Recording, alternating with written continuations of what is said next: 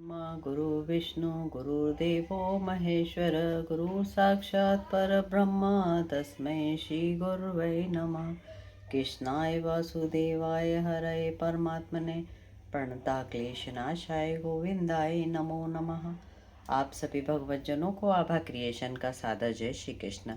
आप श्रवण कर रहे हैं भागवत महापुराण का 10वां स्कंद। आइए हम स्वाध्याय में प्रवेश करते हैं। चैनल पे यदि पहली बार आए हैं तो चैनल को सब्सक्राइब करें, शेयर करें और ज़्यादा से ज़्यादा वीडियो को लाइक करें और मुझे सपोर्ट करें। आप सभी का हृदय से धन्यवाद, आभार। जय श्री कृष्ण। भागवत महापुराण के 10वें स्कंद के 61वें अध्याय में भगवान श्री कृष्ण की संतति का वर्णन आज हम श्रवण करेंगे। यदुपति सुत वर्णन करूं रुक्मणी पति शिरनाय 61 सहस अरु अष्टादश सभाय।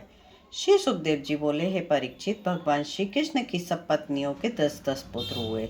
वे सभी भगवान श्री कृष्ण के समान रूप, बल और गुण आदि में असमान थे। उनकी सभी पत्नियां यही समझती थी कि उनके पति उनके ही समीप सदा रहते हैं। वे अपने हाव भाव, श्रृंगार, हास्य विलास आदि से उनके मन को अपनी ओर आकर्षित करने में लगी रहती, किंतु सदा असफल रहती। उन्हीं का मन भगवान श्री कृष्ण में खिंचा रहता था। वे उन आत्माराम भगवान श्री कृष्ण के मन को कभी चंचल नहीं कर पाईं। अनंत दासियां होने पर भी वे पत्नियां उन्हें जब वे महलों में आते थे तो आगे से जाकर सम्मान सहित लेके आती, आसन बिछाती, पूजा करती, चरण पखारती, तांबुल खिलाती, चंद्र इत्र फूले लगाती, पुष्पों के हार पहनाती, पांव दबाकर पंखा झलती, केस संभालती, स्नान कराती, अपने हाथों से उन्हें भोजन करा के सेवा करती। हे परीक्षित, भगवान श्री कृष्ण की 8 पटरानियां थीं और 16,108 रानी थीं। इस प्रकार मिला के 1,608 रानियों के साथ वे नित्य विहार करते थे। अब मैं उनके पुत्रों का वर्णन सुनाता हूँ। रुक्मणी जी के गर्भ से प्रद्युम्न, चारुदेशन, सुदेशन, चारुदेह, सुचरु, चारुगुप्त, भद्रचारु, चारुचंद, विचारु और 10वां पुत्र चारु। सत्यभामा के पुत्र भानु, सुभानु, स्वभान, प्रभान, भानुवान, चंद्रभान, बृहदभान, अतिभान, श्रीमान, प्रतिभान। जामवंती के पुत्र साम, सुमित्र, सुरुजित, शतजित, शयजित, विजय, चित्रकेतु, वसुभानी, द्रविण और कृत। नग्नजिति सत्या के पुत्र वीर, चंद्र, अश्वसेन, चित्रनु, वेगवान, वृष, आम, सकु, वसु, कुंती। कालिंदी के पुत्र श्रुत, काव, वृष, वीर, सुबाहु, भद्रशांति, दश, पूर्णमास और सोमक। लक्ष्मणा के पुत्र प्रमोद, गाजवान, सिंह, बल, प्रबल, दुर्ग, ध्वज, महाशक्ति, सहओज, अपराजित। पितृवंदा के पुत्र व्रक, हर्ष, अनिग्रह, वर्धन, अन्नाद, महर्ष, पावन, बही, शुद्धि। भद्रा के पुत्र संग्रामजित, बृहस्सेन, शूर, प्रहान, अरिजित, जय, सुभद्र, वायु, आयु और सत्यक। हे परीक्षित, उनकी 16,100 पत्नियों के भी इसी भांति अनेक पुत्र हुए। प्रद्युम्न के मायावती रति के अतिरिक्त भोजकट के राजा रुक्मी की पुत्री रुक्मावती पत्नी थी। उस रुक्मावती के गर्भ से परम तेजस्वी अनिरुद्ध का जन्म हुआ।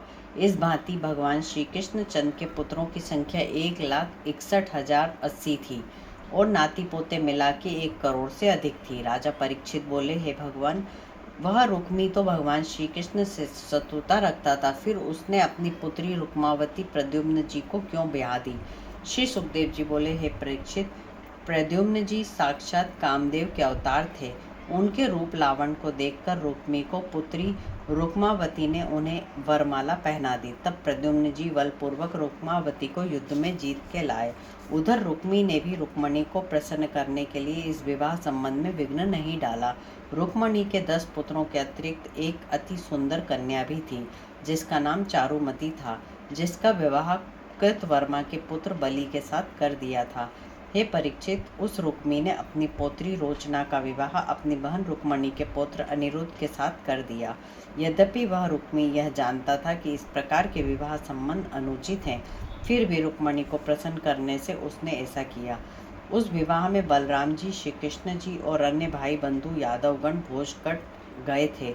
वहाँ पर विवाह कार्य संपन्न होने के बाद रुक्मी के अनुयायी कुछ राजा लोगों ने चौसर बिछा दी। वे राजा लोग यह जानते थे कि बलराम जी चौसर खेलना नहीं जानते, लेकिन उन्हें शौक है। झट बलराम जी को बुलाकर एक और चौसर पे बिठा दिया। दूसरी ओर रुक्मी बैठा। बलराम जी पहले तो 100 फिर 10,000 मोहरों का दाव क्रमशः लगाने लगे। रुक्मी ने जब सब जीत लिया तब कलिंग देश के राजा दांत निकालकर बलराम जी की हंसी उड़ाने लगे। बलराम जी चिढ़ गए और उन्होंने एक ऐसा बड़ा दाव खेला कि रुक्मी ने 1,00,000 मोहर लगा दी। बलराम जी उस दाव को जीत गए। रुक्मी बोला, इस दाव को मैं जीता, और उसके अनुयायी राजाओं ने भी रुक्मी की जीत बताई। यह देखकर बलराम जी को क्रोध आया और लाल नेत्र हो गए। तब बलराम जी ने 10,000 मोहरों का दाव लगाया और बलराम जी जीत गए, किंतु ध्रुवतावश रुक्मी बोला कि मैं जीता। उसका यह निर्णय कलिंग देश के राजा लोग करेंगे, किंतु उसी समय आकाशवाणी हुई कि यह दाव बलराम जी ने जीता। आकाशवाणी को सुनकर भी रुक्मी और उसके साथी लोग अपनी जीत बताने लगे। इस पर बलराम जी कुपित हो गए और रुक्मी बोला, अरे बलराम जी, तुम तो वन में गाय चराते हो, तुम इस धूर्त कर्म को क्या जानो? पाशों बाणों के खेल तो राजा लोग खेलते हैं, तुम जैसे नहीं। हे परीक्षित, उस रुक्मी और उनके अनुयायी राजा लोगों का काल ही सिर पर मंडरा रहा था। झट बलराम जी ने एक मुद्गर उठाकर उसी समय में रुक्मी को मार डाला। उसके अनुयायी राजा लोग भागने लगे, किंतु सबको पकड़कर बलराम जी ने वहीं से यमलोक भेज दिया। रुक्मी का वध देखकर श्री कृष्ण जी चुप हो गए, क्योंकि यदि उसे बुरे बताते तो बलराम जी रुष्ट होते और उसे अच्छा बनाते तो रुक्मणी जी रुष्ट होती, इसलिए उन्होंने किसी को बुरा भला ना कहा। अनिरुद्ध जी का विवाह और शत्रु का वध दोनों काम हो जाने से ही वे प्रसन्न हुए। तत्पश्चात दुल्हन रोचना को अनिरुद्ध के साथ भोजकट नगर से द्वारिका को लेकर चले आए। इस प्रकार 61वां अध्याय समाप्त होता है। 62वें अध्याय में उषा और अनिरुद्ध के विवाह की कथा का वर्णन कल हम श्रवण करेंगे। कर्पूरगौरम करुणावतारम संसार सारम भुजगेंद्रहारम सदा वसंतम हृदयारविंदे भवम भवानी सहितम नमामि। प्रेम से बोलिए जय श्री राधे, जय श्री कृष्ण।